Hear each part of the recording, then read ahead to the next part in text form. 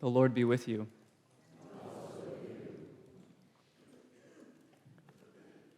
Has anyone out there read The Bad Seed?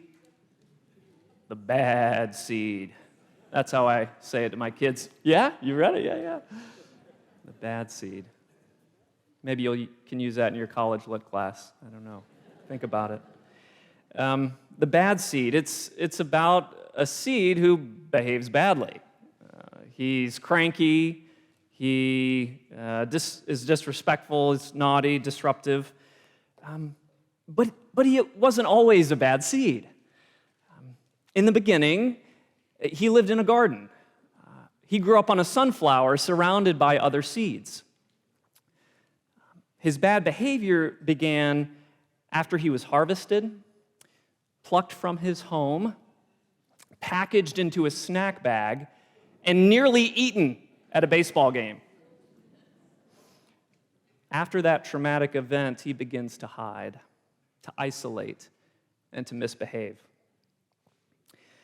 But the plot pivots as he recalls his own story, as he remembers the garden and his displacement from the garden, as he remembers his encounter with death. He begins to have compassion for his younger seed self. He realizes he should have felt sad and upset about what happened, but that doesn't make him bad. He has to let go of this false story. He's told himself that he's a bad seed. He has to let go of this false story that shaped his self-understanding, his imagination, his behavior, his relationships. And he resolves to become a good seed again. Each of us lives within stories. Stories we tell ourselves about who we are. Stories we tell others about who we are. Stories that were told to us, passed down through generation to generation. Stories we're afraid to tell. Stories we don't even realize shape us. Stories have power to trap us. They also have power to set us free. Free as persons, as communities, as denominations, as nations. One story I get stuck in is the story of not enough. Do you know this story? In middle school, the version was, Andrew, you're not tall enough. Then in college and seminary, it was, Andrew, you're not smart enough. But lately, the story has been, Andrew, you don't have enough time. That's the version I am confronted with on a daily basis, and it's a false story. It's a false story. It's a story of self-importance, of how essential I am. It's a story of scarcity, that there's not enough. So daily, I have to die to this false story so that I might be restoried into God's story, which is a story of abundance, which is a story of blessing, which is a story of belovedness. It's a story of God's redemption of all things, including time. What false story is written on the tablet of your heart? What false story runs through your mind, your imagination? What false story shapes your relationships? Now, the people of Israel are a people of story. They live within the story of God's gracious election. They live within the story of God's gracious redemption, God's everlasting promises, God's miraculous deliverance from bondage. And at the same time, they lived within smaller stories. Stories of, it's better back there. Stories of resistance to God's wilderness way. Do you remember Mount Sinai? Oh, we heard the Ten Commandments again this morning. That's when God gives the law through Moses and enters into a covenant with his chosen people. Now, the ink hasn't even dried yet on these commands and promises before Israel is down there making an idol to an Egyptian god. This is simply the start of a pattern, a long cycle from generation to generation of divine promise and human unfaithfulness. And this cycle will continue to the exile. That's when Jeremiah joins the story. And Jeremiah is a storyteller. And the story he tells is raw, it's honest, it's unedited. And he names the cycle of sin and punishment that Israel is stuck in. Jeremiah proclaims the judgment they've brought on themselves. And the question for Jeremiah is this: is there any way out? Is there any possibility to break this vicious cycle? Is there any hope for Israel? Well, God's a storyteller too. From Genesis to Revelation, God writes life onto the pages of creation, penning promises and blotting out blemishes, composing covenant and narrating newness. God is a writer too. And Jeremiah sees that Israel's exile isn't ending, that's for sure, but it's not the end. It's the close of a chapter. It's not the end of this epic. Jeremiah can see that the plot will pivot because the author of life has decided to press pen past stone into heart. Hearts once hardened become flesh again. They bleed again. And these stone hearts of God's people will become the living tablets of a new covenant, a new way in which God has decided to uphold heaven's end and humanity's end of this relationship. Did you notice how many times the Lord says, I will? I will make a new covenant. I will put my law within them. I will write it on their hearts. I will be their God. I will forgive their iniquity. I will not remember their sin any longer. This divine I will is the divine will, to do for us what we fail to do for ourselves. Now, friends, here's the question for us today. Will we cling to the pen? Will we cling to the pen? Will we insist on writing our own story?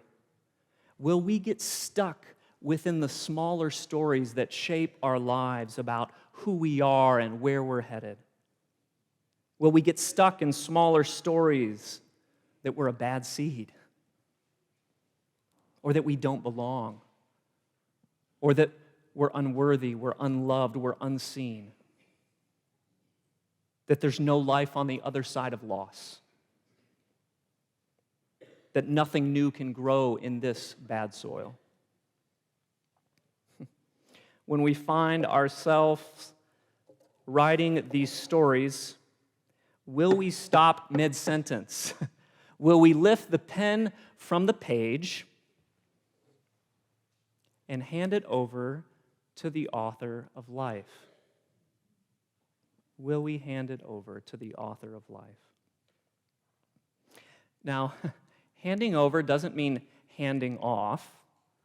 It means welcoming the Spirit to inspire the script of our lives. It means asking the author of our lives to take my hands and let them move at the impulse of thy love.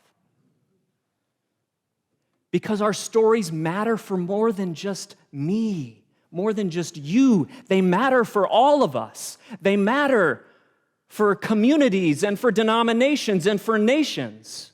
These stories shape our world. Now, Jesus is tempted to cling to the pen, to let Satan's hand join his. in writing a great future, to join his hand with fellow Jews in writing a great future for Israel, a story rooted in Israelite nationalism, to become their militant Messiah, to lead them to victory, to greatness.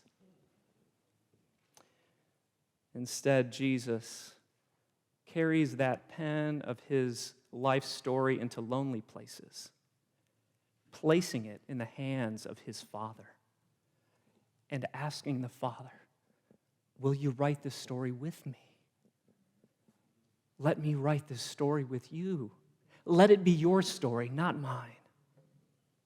Jesus has to die to so many stories that people want to put upon him, upon his destiny, but there's only one story that matters. It's the Father's story, the one that he and his Father imagined from the foundations of the earth. So Jesus goes to lonely places. Jesus goes to a garden to surrender the seed of his life into the hands of the faithful gardener, to surrender his story and to co-author it with God, to co-author the hardest chapter of his story. You know hard chapters too. Some chapters of our lives are so dark and so lonely. When disappointment or depression or divorce or death seem to steal the pen from our hands, even to steal the pen from God's hands. This couldn't be your story, God.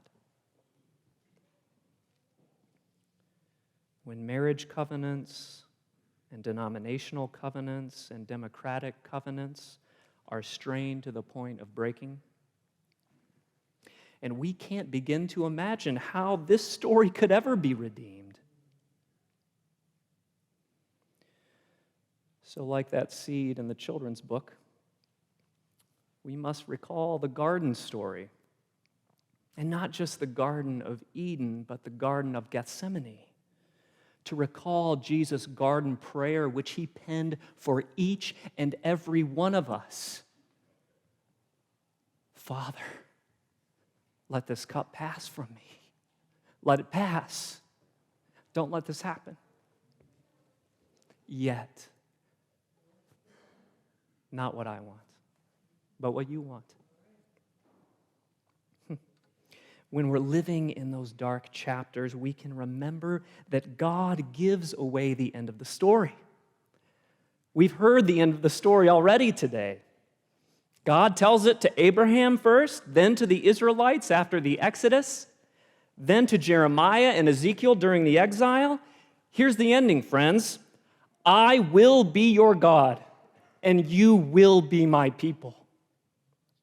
That's how the story ends. That's how the story ends.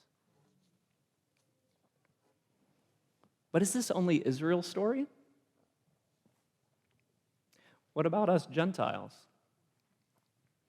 Well, in John 12, we hear about these Greeks that John scribbles onto the margins of Israel's story. But Jesus knows their desire to see him. It's more than marginal. It signals that a new chapter is beginning. And this pivot in the plot prompts Jesus to propose his deepest purpose. When I am lifted up from the earth, I will draw all people to myself, all people. Jesus doesn't refer to himself as Israel's Messiah, but as the Son of Man, of humanity, the true human.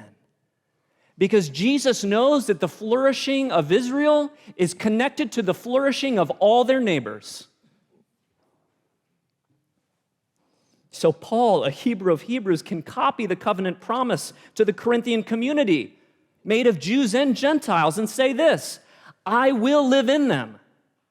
I will walk among them. I will be their God, and they will be my people. All people.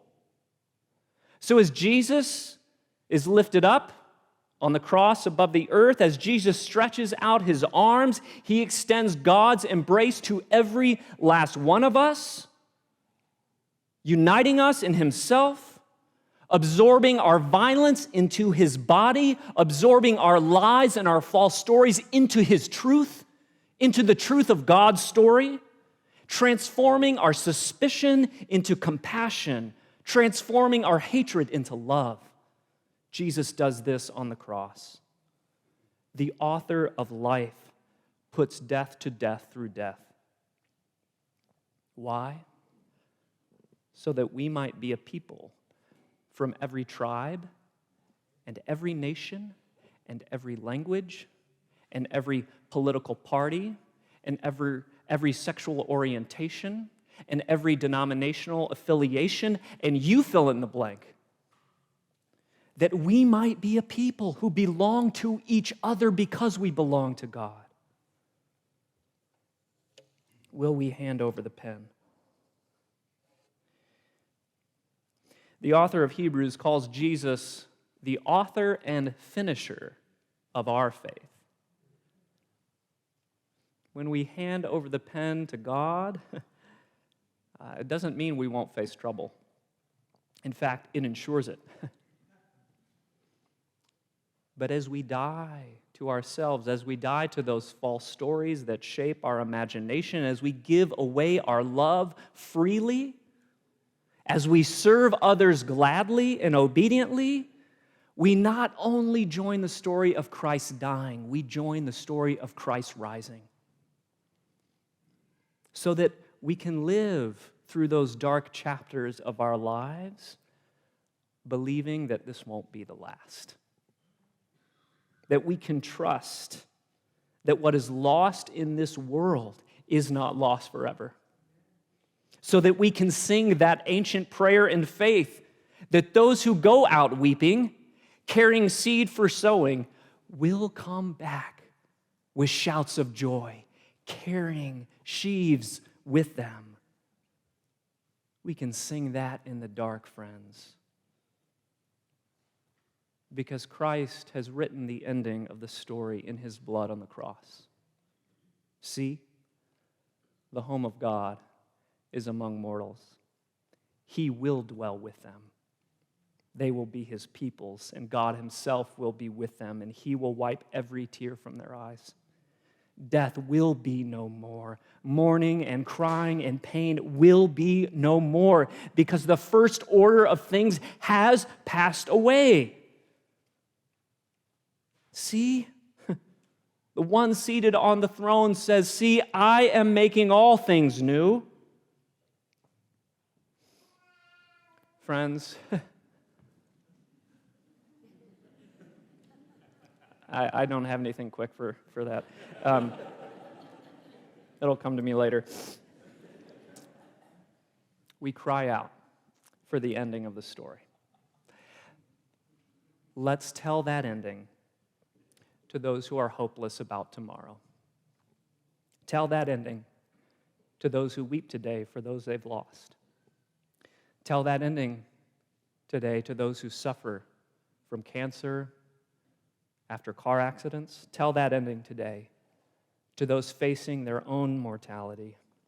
Tell that ending today to those who grieve in Zion and in Gaza and in Congo and in Ukraine. Tell that ending today to those who cling to power, who won't let go of the pen, who think that they can write the story of history. Tell that ending to them.